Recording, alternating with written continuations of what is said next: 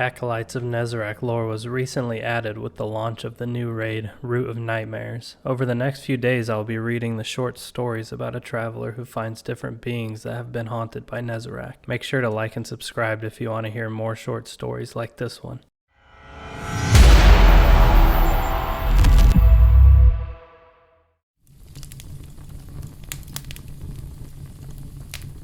The jungle density was oppressive and threatened to keep inexperienced explorers from traversing it. Though I had never navigated such a biome, I did not let it deter me. The humidity, the bugs, the overgrowth. I endured them all. I knew she was here. Her trail was almost impossible to find, let alone follow, but she was close. A few days had passed before I stumbled on a cave hidden by the wild and unwieldy brushes. Even in the cover of night, I could see her there, collecting berries. I snapped a twig under my foot. She spun, a palm alight in the purple aura. Her singular eye trained on me. I raised my hands immediately. I mean you no harm. I'm just a traveler looking for a place to lay my head for the night. I'm unarmed. I waited patiently, careful not to move an inch as she searched my body for anything that could cause her harm. When she found nothing but a tome in my bag, she considered me with a cautious pause, one hand still bright purple. Then she gave me a quick nod and walked towards her camp within the cave. The fire she kept was small but warm. Once we finished eating, she smothered it with some dry dirt. I leaned my head against a wooden log and closed my eyes. Some time passed before I finally heard her shift. She had turned in to lie on her back. I fixed my eyes on the scion before me and waited. I waited until I heard her troubled breathing and whispers before I got up.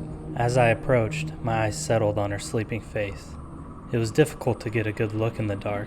Moonlight barely trickled into the cave. She withered. It was a nightmare, one of his, it had to be. I reached out to her, and my fingers found the flesh of her arm. In an instant, I was wrapped in a whirlwind. The overwhelming screams, the voices, the haunting imagery on his face. The very essence of fear. I couldn't rip myself from it. I was right. It was him. A purple blast from her hand hit me. I landed with a rough thud. Before I knew it, she was standing over me. Her breaths were loud, and her body language read angry with the way the energy from her hands radiated up her arms. I gazed up wide-eyed. I'm sorry. I managed hands up again. I am looking for him.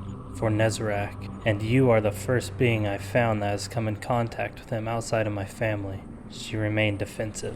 I simply want to see his power, to see what your experience was like with him. At this, her demeanor softened, but only slightly. We had come to an understanding. She backed up and sat on the log. I cautiously got my feet and joined her. Please, I begged. After a long pause, she looked at me. I held her gaze until my vision was suddenly warped.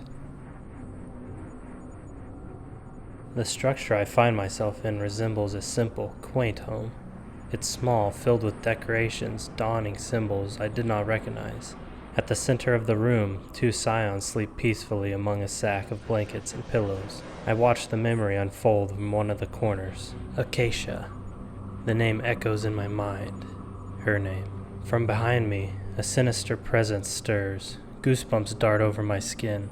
A familiar whispers. Ones I heard plenty of times in my life, increase in volume. I turn to look at the home's entrance, and it is consumed in darkness, windows and all. I wait bated breath. A ring of eyes materialize in the window. Nezarec. At the sound of his name, the shadows from the window expand and devour all of the light in the room. Acacia and the other scions are the only figures that I can see. Darkness oozes down towards them. I watch intently, unable to take my eyes off the spectacle. A hand forms, claws outstretched, his arms, then his face, the shape of his two-horned headpiece, the ring of eyes. The cacophony of hisses and screams filled the void while the two remained fast asleep. Nezarec reaches for the scion sleeping beside Acasia. The tip of his claws drag down across the skin, only to stop at his closed eye. The darkness swirls, the Nezarec vanishes, leaving nothing but moonlight. He was chosen. The phrase repeats throughout the rest of Acacia's memory. The words bounce around the walls of my mind. it becomes hard to focus. Different voices flood in, mixing with hers, different inflections, all different psions. He had been chosen. I watched a group of large, ornately dressed psions enter Acasia's home in the dead of night. They exchanged loud, indiscernible words and restrained her. Anguished sounds leave her as she watches them take her partner away. He is powerful. He will sate Nezarec for a long time. Be thankful he was chosen. The different phrases blend haphazardly. The memory slowly fades and an image bleeds into another until I see a group of psions at the center of the chaos. Seated among them is Acasia's partner. I feel the weight of her pain on my chest, but darkness creeps in. Hundreds of claws rip and shred the edges of memory. Acasia's pained wails join Nezarec's symphony. Her partner jolts in different directions, as if his body is ripping apart. A purple hue envelops him. He raises from his seat, levitating off the ground, and darkness tendrils attach themselves to his shadow to siphon his power. He lets out a pained shout. Suddenly, my reality warps again, and I am thrust back into the real world. The dizziness hits me like a crashing wave. I lean over the log and throw up.